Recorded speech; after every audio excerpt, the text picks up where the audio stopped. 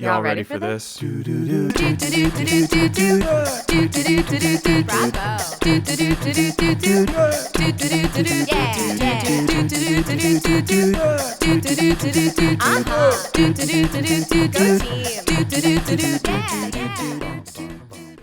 Welcome to Sports Kid Drama Kid. I'm Jim. I'm the Sports Kid. I'm Andi. I'm the Drama Kid. And if you like our show a lot and you want to support us and you want more episodes, you can do that on Patreon at patreon.com/SKDK pod. And over there, we do reversal episodes. We do. I tell Jim a drama or pop culture or theater, etc. related story with a little opener from Jim. Also, thank you to the new Patreon subscribers we have over there. Very exciting. Welcome. And we'll see you over there in that feed with another reversal episode soon. But for today, we're back in the main feed with a big episode. This episode, you'll see what it's going to be about, but I'm just going to kind of launch into it with a little intro. Go for it. Yes. Okay. I like how I acted like you were asking me permission. I was like, I guess. Proceed. Okay.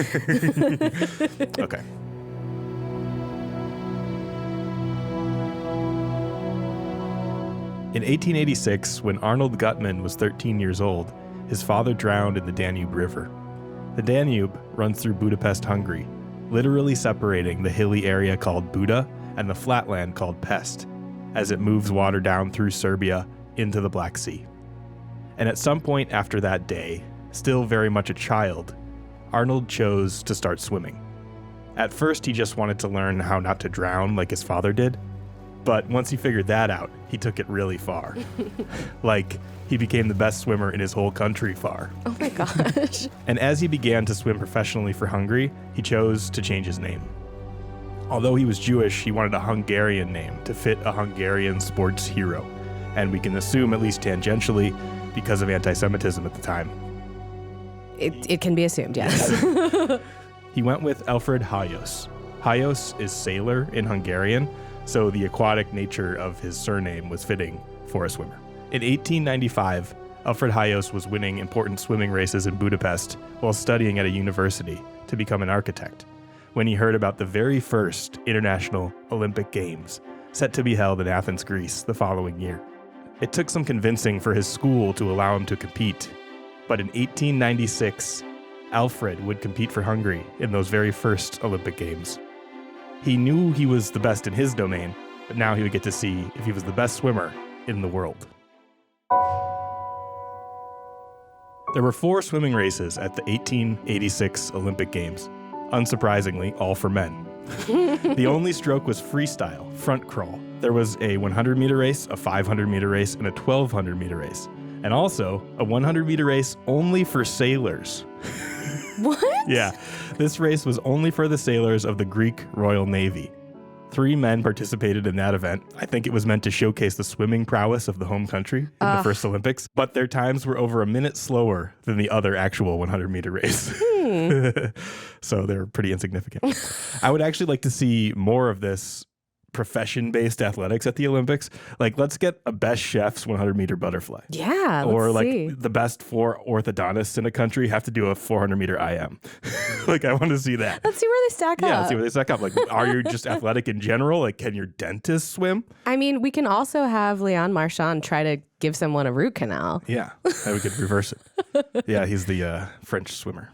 In 1896, Olympic swim races took place on a spring day, which was important because they didn't take place in an indoor pool, but rather in the waters of the Mediterranean Sea. Wow.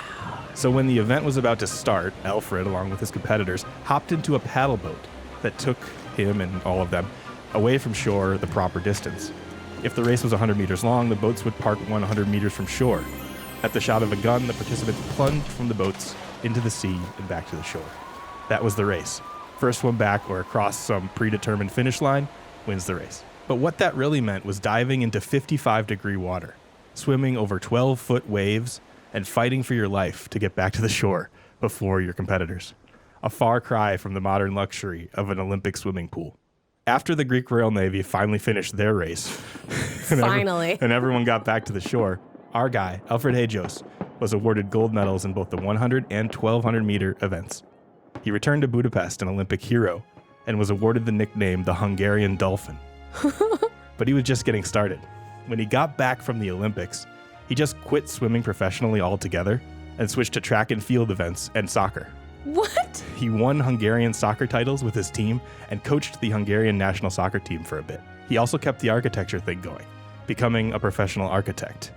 He even won an Olympic medal for architecture in 1924 at the Paris Games. I guess they had an art and architecture competition that year. Very Paris. Oh my God. Yeah. Anyway, after that, Hayos went on to design and work on the architecture for many important buildings in Hungary, including a swimming stadium that now has his name on it, the Alfred Hayos National Swimming Stadium. And the reason I'm telling you about this very first Hungarian Olympic swimmer is because, first of all, it's just a crazy story. Yeah. And because Hayos' greatness was built upon for over a century, so that our subject today, Michael Phelps, could get into the water in the early 90s and make an impact on swimming and culture like we'd never seen before. What an interesting story that he was like, I suffered this great tragedy with my father. And like many people, the typical storyline would be, so like, I stay away from water. Yeah. But he was like, that is going to make me like conquer water. And then when he did, by his own terms of like, all right, I'm the greatest swimmer in the world, according to the Olympics, I'll just move on to something else. Like I already did that. Yeah, that's how it's cool. So Michael Phelps. Mm-hmm. Like I said, the legacy of Alfred Hayos was continued all the way to this day. Yes. And it continued in the 90s when Michael Phelps broke onto the scene. He was born in 1985 in Baltimore, Maryland, and he began swimming at the age of 7 in 1992, partly because of his sister's influence. He said that in many interviews that he started swimming just because he needed to learn. His parents wanted to throw him in the pool, and his sisters, who were older than him, swam competitively, like, high school, whatever. In 1996, he was diagnosed with ADHD, and he said around that time, and in interviews, more modern interviews, that he uses swimming as sort of an outlet for mental health. Yes, which we'll get into. So Michael Phelps met Bob Bowman in 1996 when he was just 11 years old. And Bowman quickly recognized that Phelps had a ton of talent and potential. Here's a video of Bob Bowman trying to get speaking engagements after he got famous for, coaching Michael Phelps. But it intros you to him and Phelps and their early relationship. Bob Bowman goes to Florida State University. Is a sprinter, but he trains like a miler. And more work's better, right? Bob didn't know how to temper his work ethic. Most analytical coach I've ever met. I've been around guys who've won NCAA basketball championships, been around guys who won Super Bowls. None of them were as intriguing a character as Bob Bowman. Here's a concert pianist. He has a degree in child psychology. What? Bob Bowman has got an MO where he doesn't last very long in jobs. Bob Bowman is an iconoclast. He's got an idea of this is how we're going to do things. Very strong opinion. Very strong opinions. Plays the ponies. Owns thoroughbred horses. Not your normal swim coach. Bob Bowman is put in charge of one of the groups at the North Baltimore Aquatic Club. He's in charge of Michael Phelps now. My God, And baby Michael, Phelps. Whatever group Michael was in, he was always the youngest member. It's interesting since you just talked about that Alfred Hayos guy being sort of like a, I don't know, jack of all trades, and it kind of seems like Bowman's very similar. Very much, yeah. He knows, he's pulling from different walks of life like Phil Jackson to bring into his coaching. For sure. And then here's a 60 minutes on Phelps and Bowman.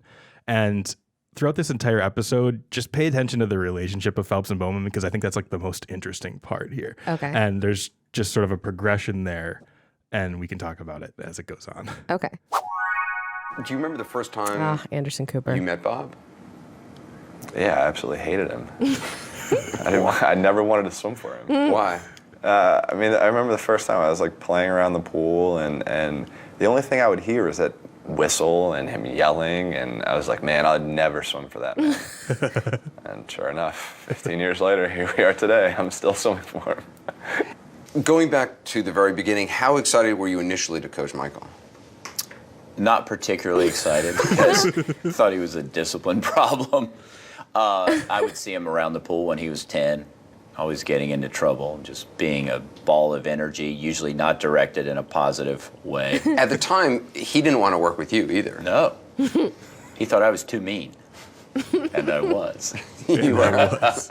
So do you feel like your relationship has changed a lot Without a question. Yeah, without a doubt, our relationship has changed. That's really interesting. We'll leave it for now. I feel like that just brought up a memory of like the kids in my middle and high school who would get into the most trouble often had like a chummy relationship eventually with like some of the disciplinarians who would discipline them. Oh, for sure. Yeah. They were like, there's an understanding there. Yeah. Like they were like buddies with like, I don't know, the assistant principals, people whose job it was to discipline them, and they did. But there was also like a weird understanding between the two of them. I feel like that's a thing with any coaching too. Yeah, probably. Like the coach is always hard on everybody, but like at the end of the day, it's for everyone's best interest. Yeah. So in the year 2000, Phelps is 15, and he qualifies for the Sydney Olympics, becoming the youngest male to make a U.S. Olympic swim team in 68 years. Wow. And here's just a little clip of Phelps in Sydney.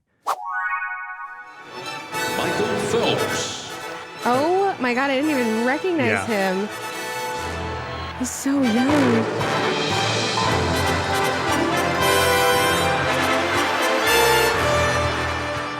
He's a little baby. Yeah. What year was this, did you say? 2000. 2000. Yeah. Oh my God. So he doesn't medal or anything, but he's there. And Sure. he, qualified, which is crazy at 15. In 2001, here is a clip of him breaking the world record in the 200-meter butterfly in Fukuoka, Japan at the World Championships. Look at Phelps go. Phelps, Malchow coming at him. Esposito coming as well. But it is Phelps of the United States, this 16-year-old. The 16-year-old heading for a gold medal. Malchow, but it's all Phelps. Oh my Phelps God. wins the gold medal.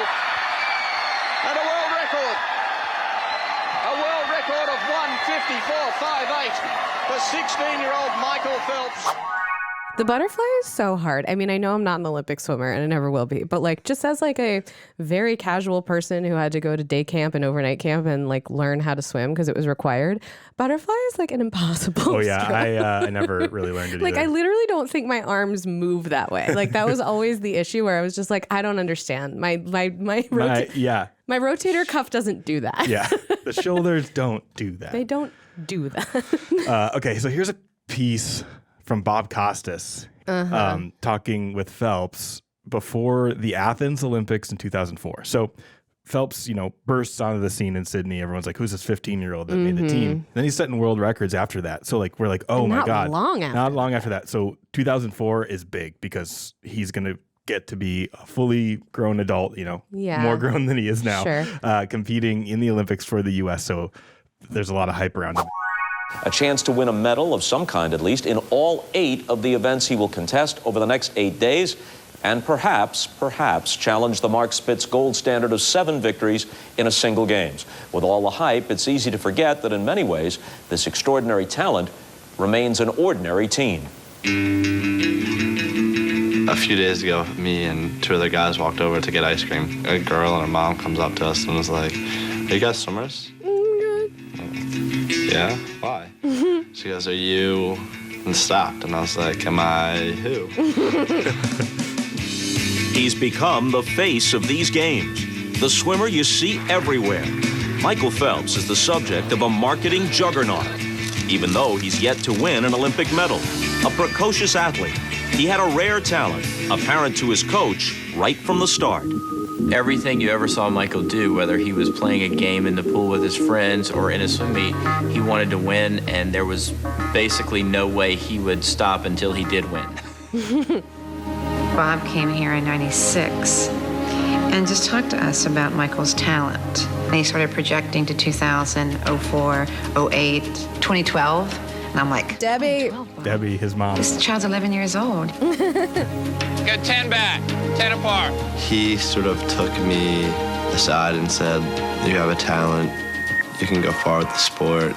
He just never really had many setbacks, and I don't even think we're near his limit yet. Despite his newfound fame and the 7-figure income that sponsors will pay him annually for the next 5 years, Wow. Phelps appears to have a lot of the boy next door still in him. He's 19, just a year out of high school, and still living at home with his mom. I have a deal with my mom for every world record I break, I get to buy something.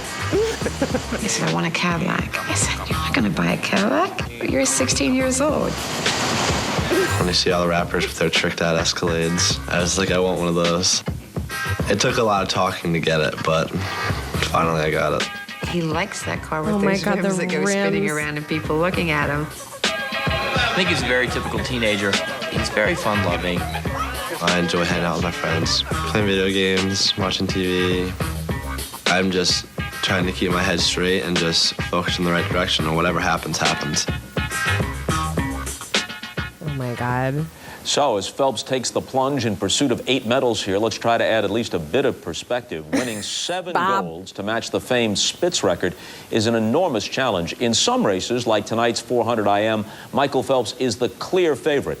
But here in Athens, Phelps faces obstacles that simply didn't exist for Mark Spitz in 1972 in Munich, such as the relays, which are now far more competitive than they were 30 years ago. Don't make me temper my expectations, Bob. So he was born in 1985. So he is 4 years older than I am. And like, there's, I don't know, everything about him. And I think it's like the time period and whatever. It's just like, it's just evoking, like, he just reminds me so much of like guys I went to high school with, guys I went to camp with. It's like the haircut, the clothes, yes, the way of talking. There was one shot in that video where it was like, he looks like Jim from The Office. Yeah. Like he's got that tall, lanky, shaggy hair. Also, the deal with his mother that he could buy one thing for every world record. I bet she regretted that immediately. He got to buy a lot of expensive things. Oh my God.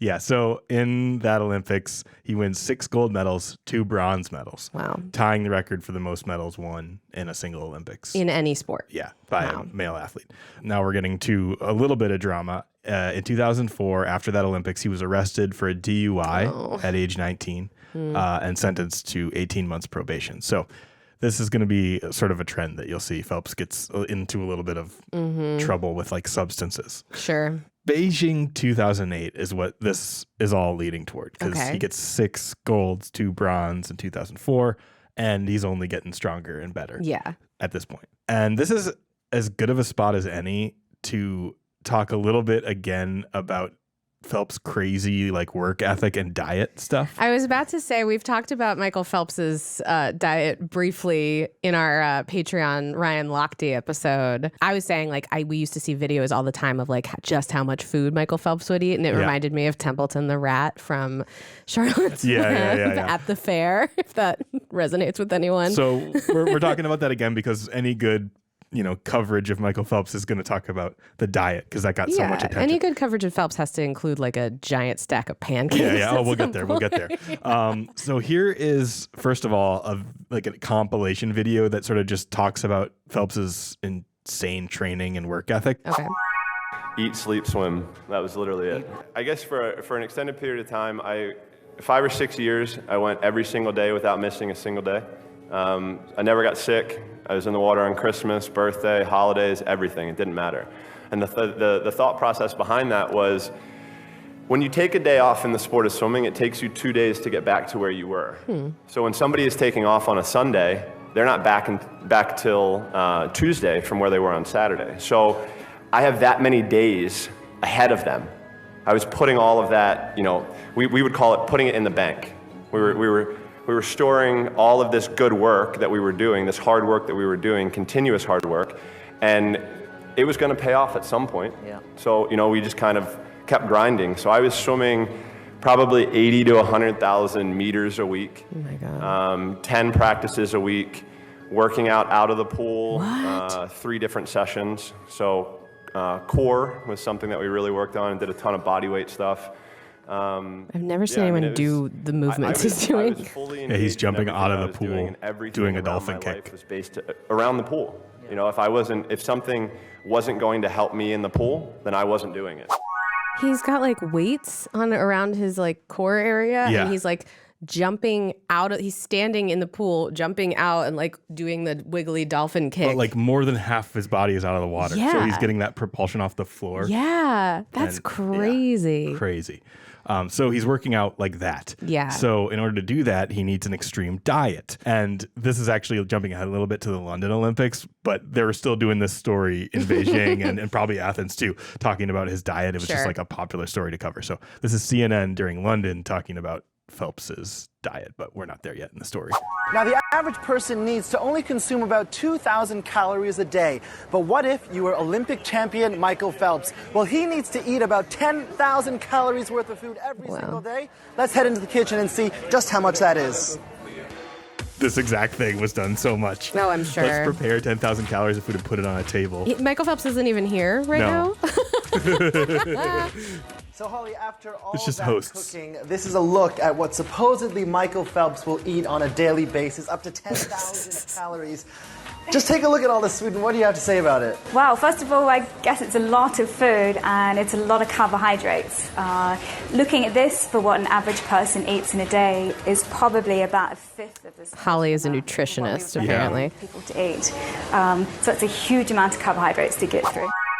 Yeah, lots of carbs. Oh my God, pastas, pizzas, pancakes, the 3 Ps. I'm sitting there being like, it doesn't look like that much food. Because I'm like, it all looks amazing. I also just, I'm not going to assume what that Holly woman is thinking in her head, but it was kind of funny because she seemed very overwhelmed of like, I would not recommend somebody eat all of this. Which is actually pretty funny because I also included here an opportunity for us to talk about one of your favorite things, which diet is culture? The what I eat in a day diet videos, which are the opposite of the Phelps video we just saw. And I wanted to play a little bit of one of them, which I think we've talked about before and may have even been mentioned on our favorite podcast, Maintenance Phase. Oh, I'm sure. But this is one that is from Harper's Bazaar. Can I just ask you to explain what we're doing here? What we're doing. There's a very cursed trend on the internet called What I Eat in a Day. You can see it on YouTube. You can see it on Instagram, lots on TikTok. And people just go through their day and show you what they're eating, breakfast, lunch, dinner, and snacks. And a lot of the time, it's really to emphasize that they're just not eating. Yeah. For the most part, a lot of the time, it seems like the goal is to make you feel bad and like you consume too much food. Yep. Or a lot of the time what ends up happening is you're like, who has access to this much spirulina and sea kelp and like that they can live off you're like, of it. I can't eat this. I don't know where to get half this stuff. Anyway, so I'm showing this because it's the opposite of Phelps. And this is one from Julianne Howe, who I don't even know. Huff, I think. Huff, okay. She's a dancer. Okay. This one was particularly ridiculous in my mind. I can't wait.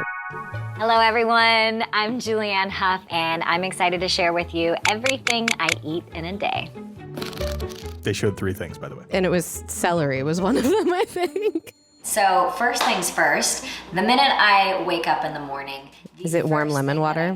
When I open my eyes, I drink my lemon water that I've prepped the night before.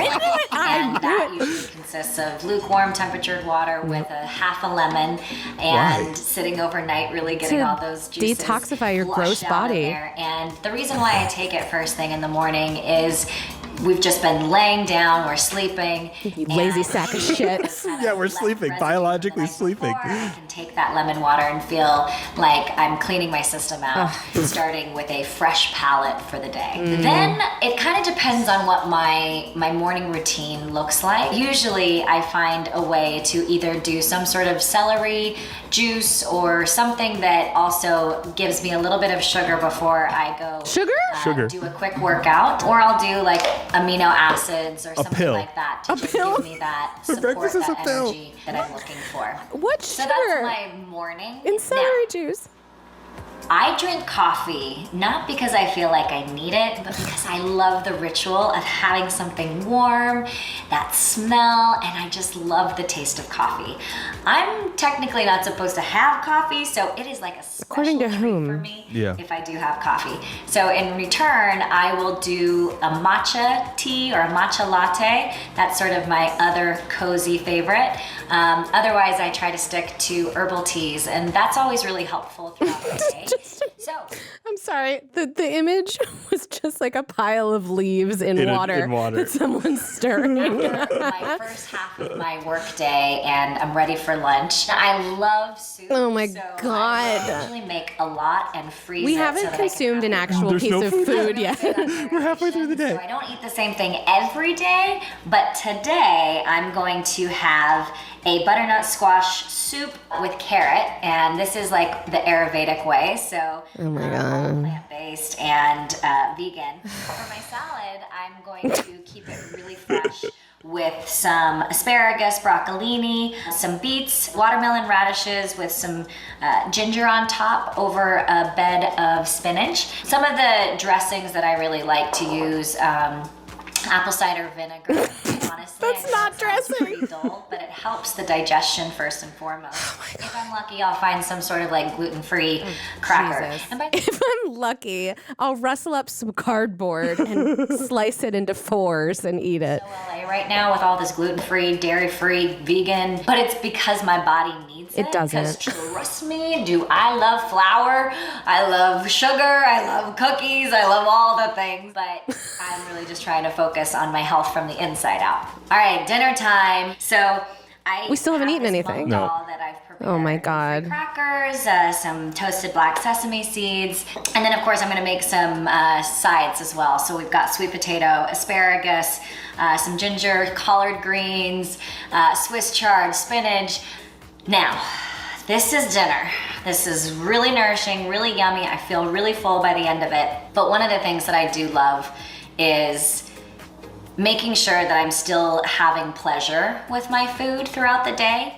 And what, you eat like a carob chip? I either choose to have a glass of wine. Oh my God. A cocktail. That's not food. Liquids. So if it's just me by myself here, I'll put on a Zoom with one of my girlfriends and we'll have a glass of wine. That's usually what I like to do to cap off my really nourishing day. We ate some spinach and some squash. Was it all vegetables? Like a handful of it. Was there any? No. There was she said no. She was vegan, so that's oh right, already... she said that. But it was vegan. You can do vegan and still eat like protein, beans and stuff, and bread. Yeah, there was none of it. Whenever people say like, "Trust me, I love stuff," it's just my body doesn't like that stuff. It's like, maybe that's true. There are people that have actual like issues with celiac disease, lactose intolerance, what have you, but I always just get very suspicious when it's, first of all, like someone in the public eye who has been small and beautiful and thin their entire life. And they're like, ugh, it really doesn't agree with me to eat flour. I'm like, do you mean that maybe you gain a couple pounds if from you eat flour? From having a piece of bread? There was like, that one was so cursed. That was so cursed. That was the most cursed one I found, just going through. There's another one that's also particularly cursed. I can't remember her name, but she's Gigi and Bella Hadid's mother, and they're models. And she has long been known for being pretty toxic. There's like a very upsetting clip of, I can't remember, it's one of her daughter's birthdays. And her daughter's like, I want to have some of my cake. And her mother's like, okay, but like a little bit. Like a little, and she cut like a sliver. And I remember in this woman's video, and it was similar, it was for like Vogue or Harper's Bazaar, one of those. It was like she had, I think, oatmeal and then soup and then a salad. And then she was like, and as a treat, sometimes I'll warm up some goat milk and sprinkle some cinnamon and cardamom on it. And it's just really good for my sweet tooth. It's like, oh my God, I want to die. Yeah. So my favorite afternoon little snack, like a little pick-me-up, is a goat meal. There are people who do like, I follow a lot of creators who do like alternative what I eat in a day videos that are like quote unquote realistic what I eat in a day videos, or what I eat in a day videos that won't make you feel terrible about yourself. I think that's the direction they maybe have pivoted a little bit, because I've seen some other people like more recently that don't seem to be like this. I knew it was going to be lemon water in the morning. It's always lemon water in the morning because we should feel so guilty for sleeping. Fat, lazy sacks sleeping all night. You got to drink some lemon water so you don't feel bad about it. Well, this woman was eating 300 calories in a day. Michael Phelps was eating 10,000 in order to win 8 gold medals in Beijing, breaking Mark Spitz's record of 7 gold medals that was alluded to in the earlier clips. And I'm going to play you a little clip that sort of goes through all of his gold medals quickly. Okay. Just so we can see, how much he dominated in Beijing. So this is Joe Buck? Joe Buck and Michael Phelps having a sort of sit-down one-on-one more recently. Joe Buck is a sports announcer. He is, yeah. He does baseball, football, kind of everything. His dad, Jack Buck, was a famous announcer, too. Yeah. He's following in the Joe Buck I footsteps. mostly know from criticizing his patchy facial hair when he tries to grow it every year. He tries to go for that, yeah. Take us through those. As the medals are piling up, as the golds are piling up, is the pressure at all on you? It was like, after the first night, 400 IM, 400 free relay down, 200 free was the next day.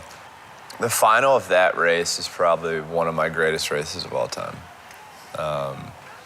Just how it was swum, stroke, everything was just perfect. The race was over. So far ahead of everybody else. I mean, I had almost a body length at 25. It was over. When I swam the 200 fly blind, pretty much, because my goggles filled up with water. Oh, no. I ended up breaking the world record by a couple 100s, and I was pissed. Because I left more in the pool. I'm lucky to finish the race and win because I couldn't see. Yeah. How do you swim and not be able to see? Count strokes. So you're basically counting strokes, knowing where you'll be by the end of the lane and where the end of the pool. We do these things called stroke and time for butterfly. So when I'm trying to work on butterfly pace, if I go 27 seconds, I have to take 17 strokes, but I can't take more than 5 kicks. So what we're really trying to do is work on stroke efficiency. 5th medal was 800 free relay, 200 IM, 100 fly. The 7th was the 100 fly. And yeah, that was just the 1/100th of a second. I still watch it, and I'm just like, it's not possible. But it's like, but then it's like, once I look at it and see the slow-mo, like I can watch Kavic's finish, and he kind of just botched the finish, and I was able to do what I practiced to do. So as these medals are piling up, literally you're not thinking it's within reach now? No, I think, the biggest thing that I was thinking of the whole entire time was after everything was done for the night, I'd make sure, swim down, eat, massage, right into a cold tub, right into a 50-degree ice bath for 7 minutes. Oh, my God. Yeah. That's about what I look like. That was the first look I had when I jumped in. 50 degrees? It's like 50, 52 degrees, yeah. And what does that provide you? It releases everything. So prior to the race for medal number 8, business as usual? Are you thinking, okay? We were ready, and to be honest, that was a race that we've never lost in Olympic history. Kind of went out and did what we always do. All the thought that gets put into it. Oh my God, in the cool down into breakfast and swim down, I think means like just cool down swimming. Oh, okay. Until you bring yourself down from that super high. Sure.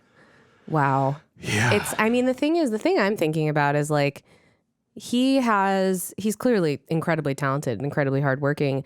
I think just because somebody recognized his talent from a young age and there were sponsors providing income. Yeah.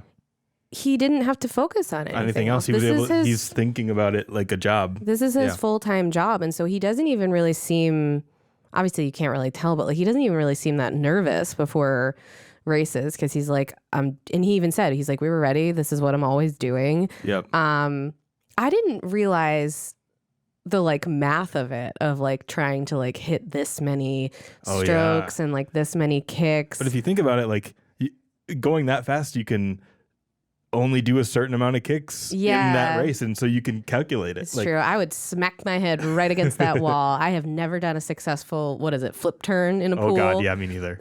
So after Beijing, Phelps becomes the biggest thing ever, or during Beijing and after. So we're talking like in 2009 now. Yeah. Okay. August 2008 was the Olympics, like similar to now. Yeah.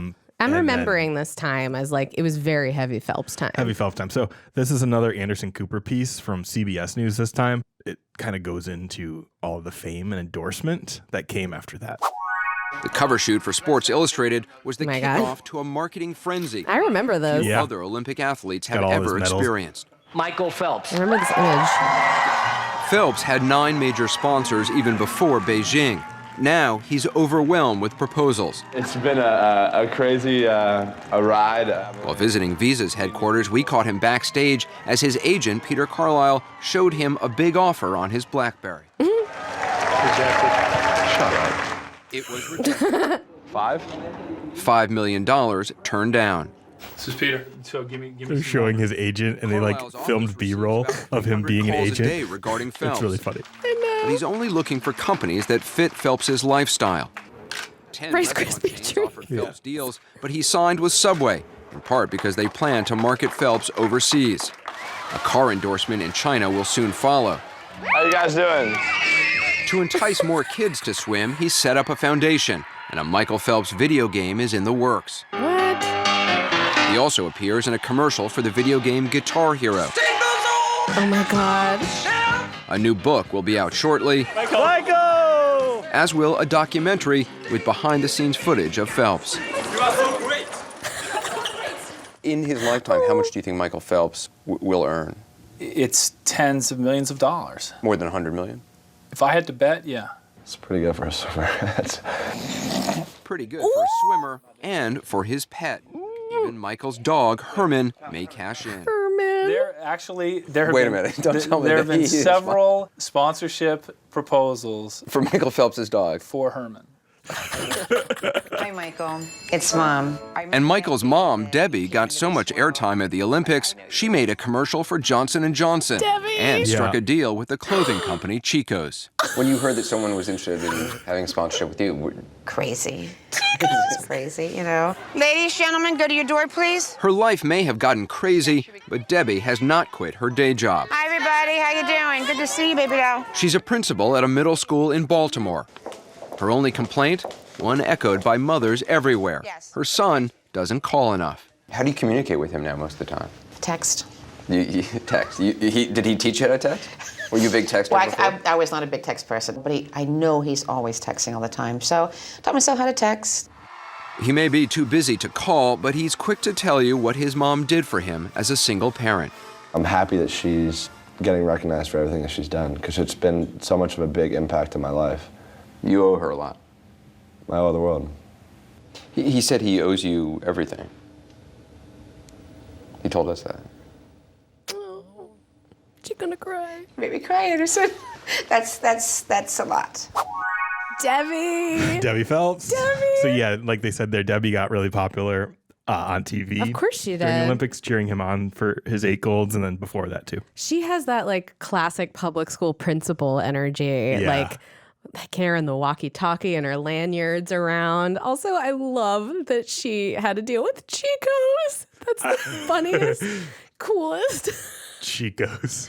And Herman the bulldog. Yeah, he's getting sponsorships too. It's amazing that Michael Phelps has a bulldog because an English bulldog because Michael Phelps biologically is probably one of the most like advanced top tier humans. He's basically like a human machine, and an English bulldog is like a broken human machine. Like they really shouldn't exist. Yeah, the poor they've been things can't genetically modified. They can't breathe. They're so stupid. They have so many health problems. He got like a dog that is his exact physical opposite.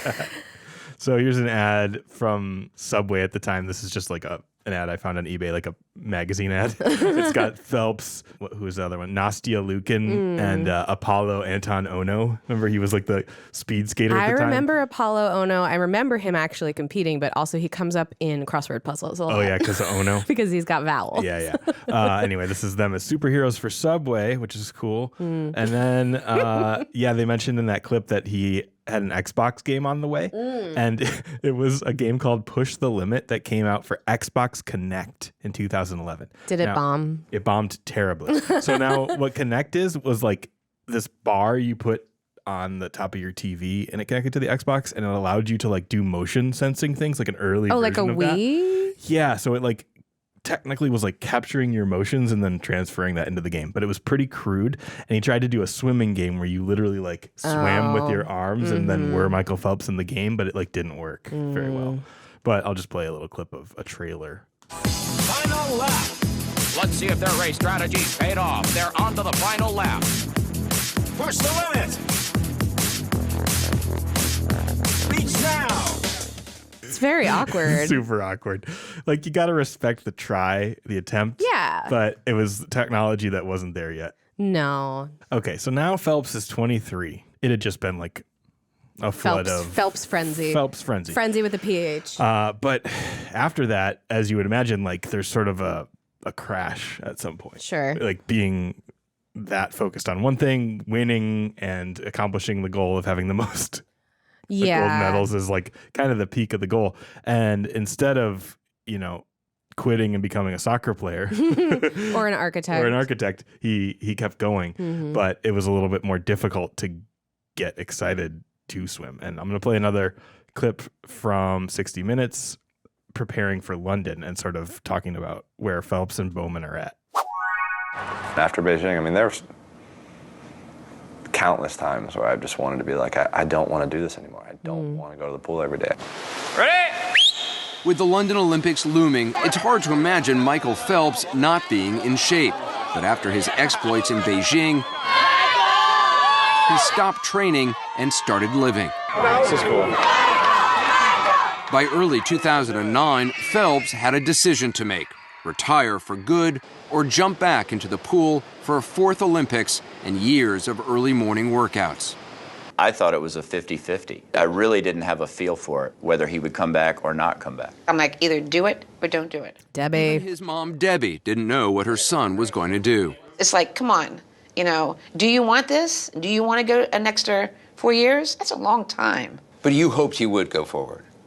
Absolutely. Here's an interview with Matt Lauer, who was fired from NBC in 2016 for sexually harassing a coworker. If you hadn't provided the caveat, I would have done it. Leading into London, I didn't want anything to do with the sport. Going into London? Yeah, I think I was just over it. I think personally I had a lot of struggle getting through the 4 years after 08. I just don't think I really knew what I wanted to do. History in Beijing for Michael Phelps. With no other choice, Phelps tried to put up a good front. But the truth was he had lost interest in swimming and began to miss practices, a lot of them, causing a tense relationship with longtime coach Bob Bowman. I was rather surprised to pick up a copy of Sports Illustrated magazine, and there you are in the cover, and it told a story in the magazine about how in the months leading up to London, you and Bob were not getting along all that well, and one time in particular, you had a brutal fight. He said, "We go at it."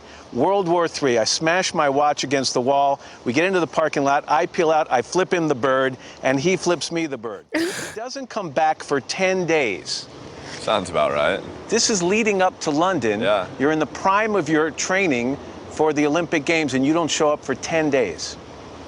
What's going on? I didn't care. It didn't help when in January of 2009, newspapers around the world published a photo of Phelps with a marijuana pipe. The photo tarnished his image. So I'm stopping here because we're going to pivot on the bong story. The bong story. So yeah, Phelps was caught on camera smoking a big old bong, and the media had to address the photo. Also known as a marijuana pipe. Yes, exactly. So I actually pulled out a couple other instances of people saying bong or addressing this. It's just funny to hear sort of uptight media people talk about it. Here's an AP story from when the bong photo was released. While Michael Phelps has seen plenty of negative fallout from the photo of his smoking a bong pipe at a college party, he apparently won't be seeing any criminal charges over the incident. We do not believe we have enough evidence to prosecute anyone that was present at the November party. 7 people have been charged in the episode that took place while Phelps was visiting the University of South Carolina. I just got to hear this guy say bong pipe one more time. From the photo of his smoking a bong pipe at a college party. Smoking a bong pipe. All right, here's another random show from the time that was probably on public access somewhere called Table Topics. Oh no. This is very low rent, The View. Yeah. Hello and welcome to Table Topics. Today we will be talking about Michael Phelps, swimmer or stoner, or is he both? Recently, a photo was released of Michael Phelps smoking cannabis from a bong. Oh my God. I forgot about this time, or rather I remember this time, but it's I forgot how much the marijuana panic. Oh my God, big. it was huge. It was big. So big. Here's another clip from that Joe Buck conversation. After that 2008 Olympics is when the picture. That's the second one came out. Yeah, that's when the picture of you and the bong hit the world. Joe Buck's not afraid to say bong. No. Bong picture to me. First of all, what really doesn't sit well with me is that there was a real hardcore violation of you and what you were doing in your private time. Yeah. For whatever mistake you made, I would more blame the person and think the person's lower on the totem pole for turning that picture in. And from what I know from talking to people close to you, you know who that person is. There were 6 people in that house. And one person that I didn't really know is the one. I know who it is. I know his name. Say it. What can I do? Say it. I was told that you were told by your lawyer, I can make that person's life a living hell, and you said no. That kid's got to look at himself in the mirror every day. And, karma's a bitch. That's the way to do it. That's classy. Yeah. It's like, who cares? He didn't get to have a normal high school or college life. That's kind of the overwhelming feeling, even at this time, even though there was like panic, but then there was a lot of people kind of like, okay, like we're getting over the panic about weed. Yeah. But it's still very much there because it was blown up. And it wasn't, I mean, was it legal anywhere at that point? No, probably not. But there was other devil's advocates, and it's actually like a good point, so I want to bring it up here. I'm going to bring up a piece from the Washington Post by one of our favorites, Mike Wilbon. Oh my God. From PTI, when he was writing for the Washington Post at the time and talking about Phelps. And one thing he doesn't explicitly say here, he comes off kind of like a curmudgeon like he is compared to other people we've been talking about here in the Phelps story. And he doesn't mention it here, but I think the reason he's more of a curmudgeon is because he's often talked about sort of the double standard in race, because a lot of young black athletes are treated really badly and had been, especially at the NBA, like the whole David Stern crackdown, like everyone was cracking down on like young African Americans. And so Mike Wilbon kind of had some things to say about this. He always does. I love him. If you want to read that it's okay to take bong hits because you're 23 and the best swimmer in history, cast your eyes elsewhere, because that's not going to be the position taken here. Michael Phelps, of his own free will, decided to trade on his image to the tune of $100 million or so, an image that surely doesn't include drunk driving and getting high. This isn't fine print. It's in big block letters. Don't screw up. This is what Phelps agreed to implicitly when he signed on with AT&T, Visa, Hilton Hotels, Kellogg's, Rosetta Stone, Speedo, and Nestle, among others. It doesn't matter that everybody else is doing it, because my bet is that everybody else smoking pot at that student party at the University of South Carolina doesn't have endorsement deals worth $100 million. They haven't courted the concept of being a role model and selling cell phones and cereal to mothers and grandmothers and little children. And I'm angry over reading Washington Post colleague Sally Jenkins' irresponsible justification that Phelps periodically needs to bust out of the confines of the pool and of his too coy image, because he already busted out in 2004 when he was caught drinking and driving. Phelps promised after that much more serious transgression that he wouldn't be guilty of such inappropriate behavior again. Now, after stupidly taking a bong hit essentially in public, Phelps has issued a similar mea culpa, saying, quote, "Despite the success I have had in the pool, I acted in a youthful and inappropriate way, not in a manner that people have come to expect of me. I promise my fans and the public it will not happen again." So how many times does Phelps get to act irresponsibly before Sally and a whole lot of other folk hold his feet to the fire, I bet? 3 times? 5? Sally suggests in her column that people are holding Phelps to superhuman ideals if they don't accept his apology. No, we're not. You want to get blatantly practical about this? If Michael Phelps wants to get high, then he should do it in the privacy of his own home, far away from cell phone cameras. At the very least, these incidents represent serious lapses in judgment. I've never seen so many excuses for doing something so stupid, considering the stakes. I don't disagree with Mike Wilbon. I mean, he is right. Like, Michael Phelps should just, like, do anything that is, like, unsavory, quote unquote, to other people in private. I remember from this time people being concerned about, like, posting photos on Facebook of, like, partying and whatever. Oh my God, yeah. People would freak out. This was like kind of the first time you would really have that. Yeah, because we just weren't thinking. Like, it used to be back in the day, you would take your Canon Power Shot out and you would go to a party and you'd take a bunch of pictures and then you'd dump them all on Facebook in an album. And then everyone would tag themselves. Yes. And half the photos were really bad. Yeah, and half the photos were really not for public consumption, Yeah, and we people didn't drinking. really understand that we shouldn't have been doing that. And I remember people like being panicked about like it would affect like whether or not they got into college, whether or not they got job opportunities. And then also just I vividly remember there was like a formal, like a winter formal or something at my high school where like a bunch of the like popular but also like top of the class academically students like got busted for drinking like in the bathrooms or something at the formal, and it was like a whole to do. Oh my God, did they It get was a knocked down in their whole class to-do. rank? No, nothing happened to them Of because course. they were Well-liked. well-liked white kids. All right, so Phelps is kind of unraveling a bit, and this bong story is like definitely the pinnacle of that. Yeah. But there were other stories too of just him partying and kind of like really enjoying his Olympian status. Yeah. And now here's an interview with Phelps that took place just after his suspension for this, which wasn't super long, but was up. Suspension from what? Competitive swimming? And, yeah. Okay. But like it wasn't going to actually affect him for the next Olympics. Okay. Paul is saying today is my first day off my suspension. Oh, I don't know. No, from USA Swimming. Yeah, there were days where I'd come in and work out. If I came in just for warm-up, I'd get out after warm-up and just be like, well, I'm not really feeling today, I'll just go home. Yeah. Or if I want to swim slow, I'll swim slow. Like, if I didn't want to come, I wouldn't come. You know, it was, if I'd wake up and be like, I don't feel like really going to work out, I'm just going to stay in bed or watch TV or hang out. You know, like I just wouldn't come in. I mean, yeah, that random Sunday when I woke up and I have no idea what was, what changed from the night before, but something was back and I felt something in my heart that, I felt before Beijing, that I want to do this and I want to go another 4 years. I was like, what am I doing even thinking about, quitting or retiring? Like, I'm 23, like I'm not retiring at 23.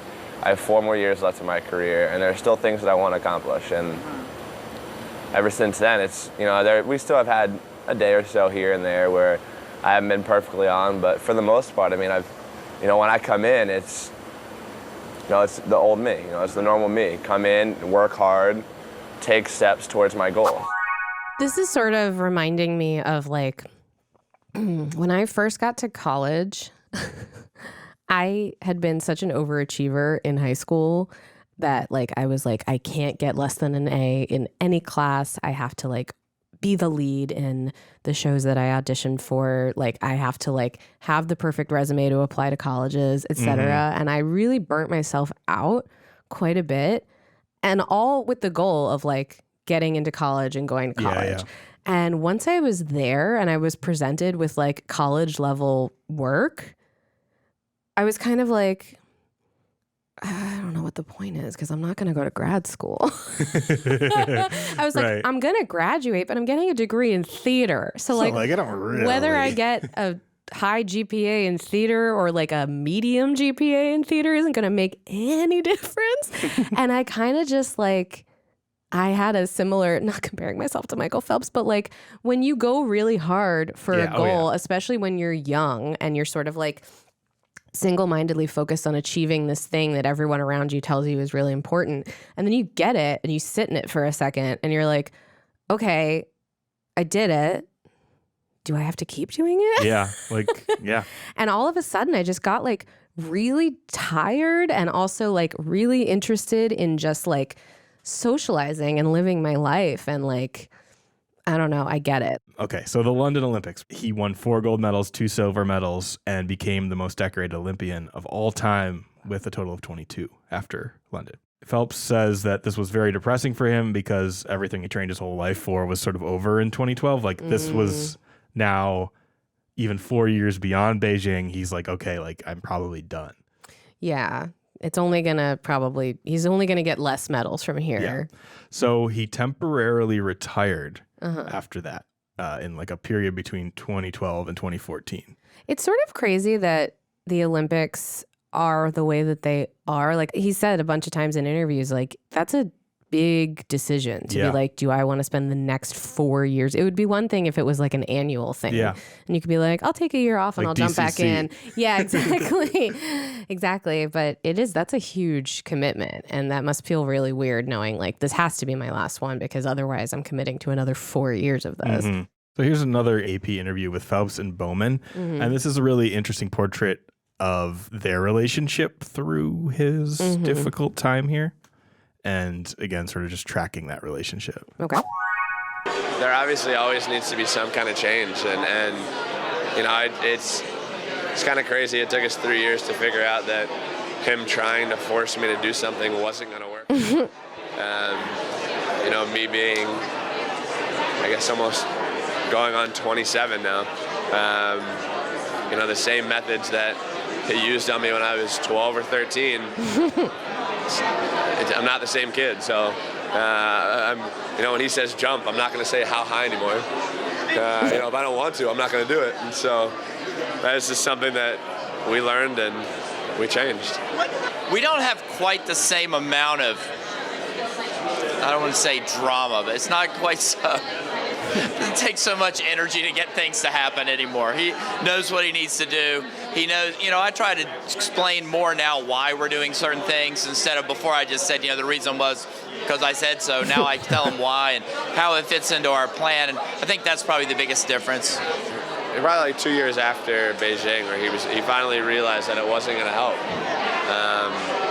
So he's been trying different methods and you know, this worked, and you know, like I said, we're so much more relaxed now than we have been, and you know, that's why, you know, we actually enjoy being around each other. We enjoy going to the pool, and that wasn't something that we had, you know, 2 years ago, or the last 2 years. Anyway, I just thought sort of like Phelps's tone was interesting here because it's kind of a cult that they have, a cult of two, cult of personality. His father figure is Bob Bowman. He grew up with his dad not in the house and stuff. So he's in a league of his own. He's the best swimmer ever, and he's got this one guy who helped him do it.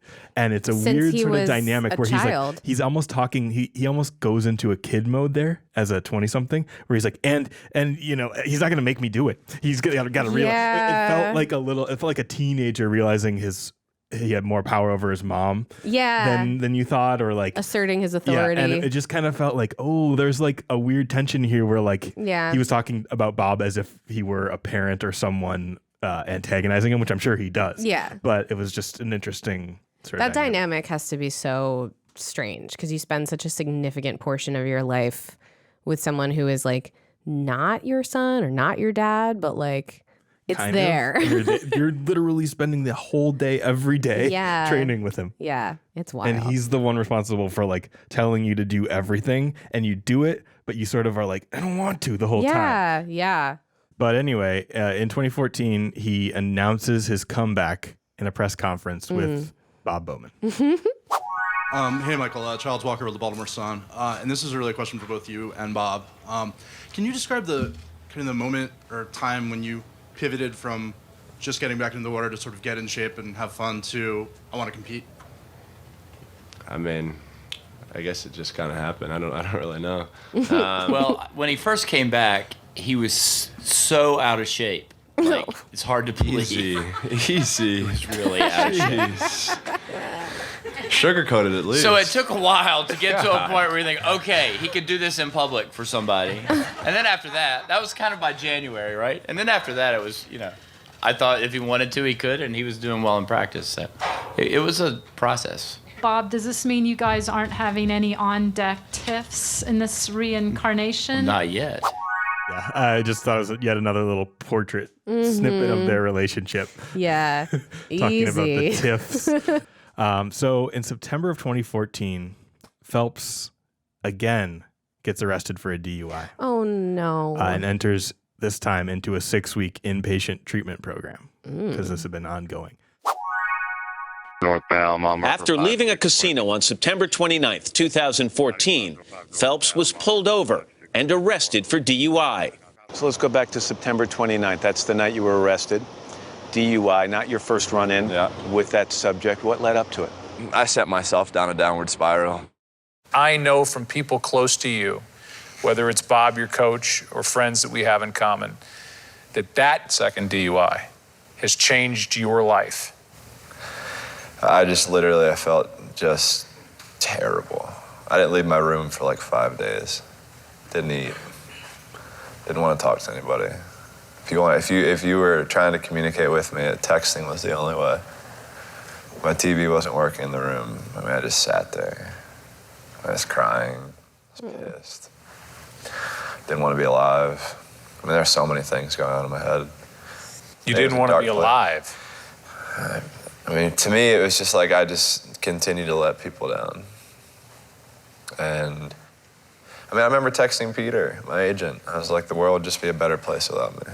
Oh. Didn't know how I would do it. But I just didn't want to be here anymore. Did it get close? No. It just thoughts. It was in your mind. Yeah, it was just in my mind. I mean, that was the lowest I've ever been. I mean, I was on a downward spiral. I mean, I was skipping floors. I mean, I was going down so fast. I pushed everybody away. What changed for you after that? I went to a treatment center. So what we did was we flew private, so nobody knew where I was. Nobody knew where I was going. Nobody saw me land, anything. And I got off the plane and got into the car, and I started just shaking. I remember sending that text to my mother. I never got a response back. What text? I'm afraid. I was like, I'm afraid for the first time in my life. So I check in, I get into the treatment center, and phone goes in, computer goes in, take everything. No, but I had crossword puzzles. They took those. You know, I had candy. They took that. Gum, because it had sugar in it. Can't have that. The first thing every morning, I wake up at 6 o'clock in the morning, and I have this chart on the wall. Feelings check. Feelings check. Like the 8 basic emotions or feelings, whatever. They're like, how do you feel this morning? It's 6 o'clock in the morning. I was like, how do you think I feel? Seriously? I was just pissed. So you were fighting the process. Yeah, and then it was the first or second night there, and we're watching Monday Night Football on ESPN. And this kid swimming on a commercial break comes on TV. And it's ESPN reporting that I had been suspended for 6 months and not competing at World Championships. 15 people just turned over and looked at me. And I was like, yes, that's me. Yes. That's wild, because they took his phone, they took all of his forms of communication away, and so he found that out through the TV in some common room with a bunch of other people going through the program. Yeah. That's so weird. So weird. I feel like you hear those stories a lot with celebrities who go into treatment. Yeah. They'll tell their story of how everyone kind of had to play cool about knowing them. I feel like it's a shame that I think John Krasinski has probably aged out of this, but I can totally see a movie about Michael Phelps's time in a rehab facility. Oh yeah. played by John Krasinski. For sure. So after the sort of DUI, goes to rehab, he starts opening up more publicly about his struggles with depression, suicidal thoughts like you mentioned there. And he credits therapy and his family and friends for his recovery. From 2014 to 2016, he participated in various competitions leading up to the Rio Olympics in 2016. He continued to be dominant once he got back. Mm-hmm. I look back at that night and everything happened for a reason. So it was a cry for help? I believe so, yeah. I really do. I read something your mom said when she found out you got arrested for DUI that struck me, and I know your mom, and I like her very much. Oh, Debbie. She said her first comment was, how terrible is the world going to be to my son? I think my mom was happy that I was alive, because I think she saw the sort of path that I was going down. I think a lot of people close to me saw it. So in Rio, he won 5 golds, 1 silver, and his total count went to 28 with 23 golds. In 2016, Phelps was the source of this meme with South African rival Chad Leclos. Look at Leclos in the ready room, Rowdy. It's like he's going through a boxing routine, and Phelps is like, are you kidding me? Oh, my goodness. So describe this. Chad Leclos is literally directly in front of Michael Phelps, gyrating and like fake sparring and like shaking his arms around. And Michael Phelps is just glowering. With he his looks hood like up. a Sith Lord. Yeah. He looks so angry. So that became a meme, and that gets used to this day. I literally remember, this is one of the few times that like I watched a meme happen live. Yeah. Like I remember we happened to have that on, probably because you put it on, because I have never independently put sports on the television. And I remember watching that and I was like, this is going to be a meme in about 5 minutes. And then it was. So at these Olympics, Phelps was seen in the pool also with large circles on his skin from cupping therapy. Oh, yeah, cupping therapy. This was the first time, or at least the first major TV broadcast where these cupping marks were on display. So I just wanted to mention that. We see them all the time now. Yeah, we see them all the time. And here's a video from the Wall Street Journal explaining cupping. So what are those marks on Phelps's shoulders? The bruises are caused by cupping, a healing technique dating back to ancient Egypt. Now the ancient procedure has become trendy with Olympians, often performed by acupuncturists and chiropractors. Cupping involves adding heat or using an air pump to create suction. When the cup is removed, it pulls the skin away from the muscle. Within a few minutes, capillaries are ruptured, causing the skin to bruise. Sports therapist Dr. Robert Silverman tells the Wall Street Journal, cupping draws blood to overused muscles, which reduces soreness. Another effect? The procedure causes local inflammation, which jumpstarts the immune system and stimulates healing. A single treatment is said to bring relief to sore muscles for around 72 hours, and non-athletes may only need to have the procedure done once for issues like neck pain. It does look just like a bunch of big hickeys. Yeah. It looks like you had a risque time with like a plecostomus, that fish that cleans a tank. Oh my God. Like you just forgot he was on you and fell asleep. You took a plecostomus on a date and things got a little hot and heavy. Yeah. And he was just sucking on your shoulder for a while. Oh God. Gave you a big hickey. Oh, going on a date with a plecostomus. I just like the word. I like saying plecostomus. After 2016, he retires finally. He published a book about sort of his whole career and dealing with mental health struggles called Beneath the Surface in 2017. Good title. Yeah. He discusses Works on a couple levels. struggles with ADHD and depression, and he sort of becomes a spokesperson for the issues that sort of held him back at one point. Also in 2017, he raced a shark during Shark Week, but shark is definitely in air quotes, and I'll show you why. And people were really mad that he didn't actually race a real shark. Of course they were. Michael's time to beat is 36.1 Oh, I see. The shark is just math. The shark is an average that a shark It's swims. a theoretical shark. Swimmers, take your mark. And he's jumping off a boat. Yep. Just like they did back in the first Olympics. Oh, yeah.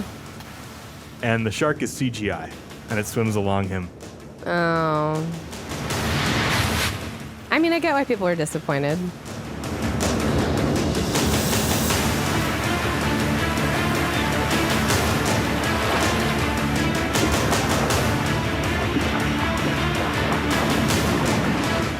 So they show Phelps keeping up with the shark here, but that would never happen because people are way, way slower than sharks.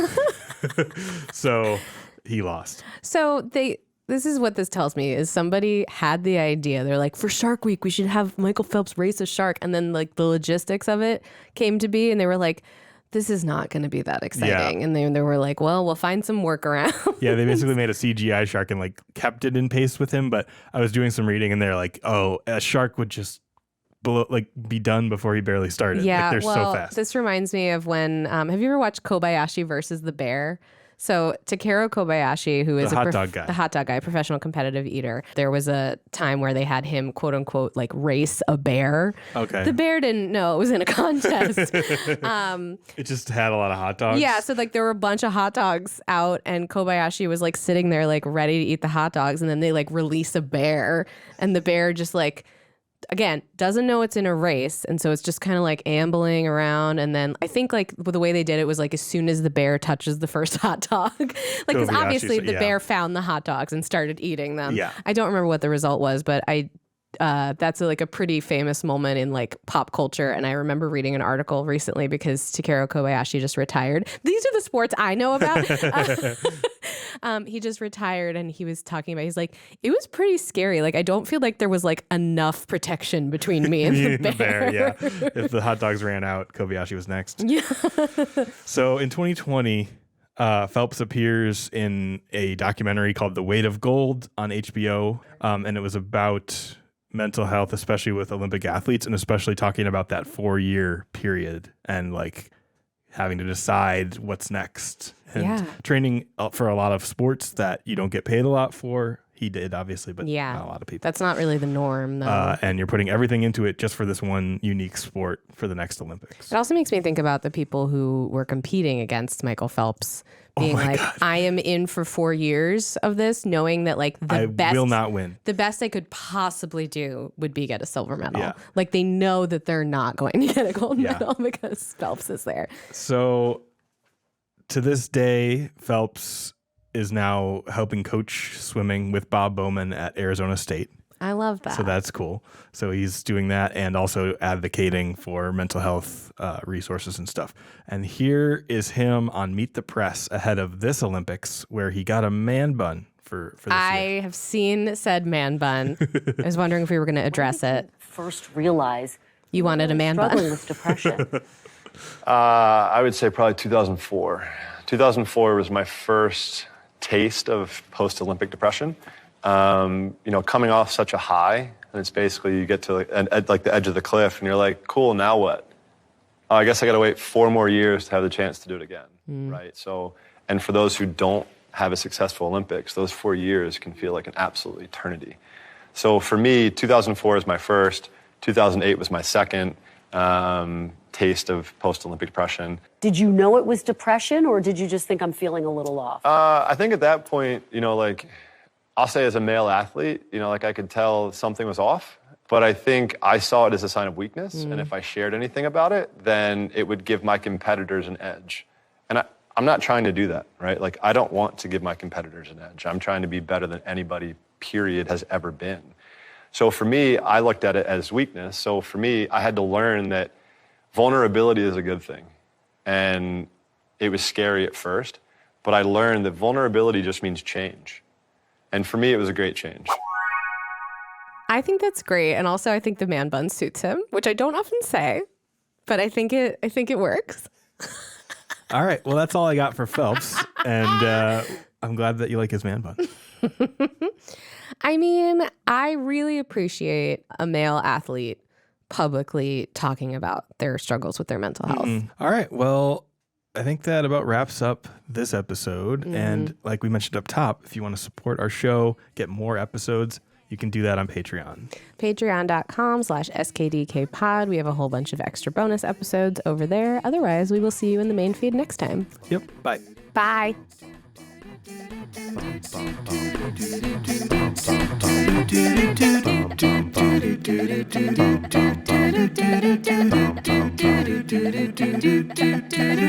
Do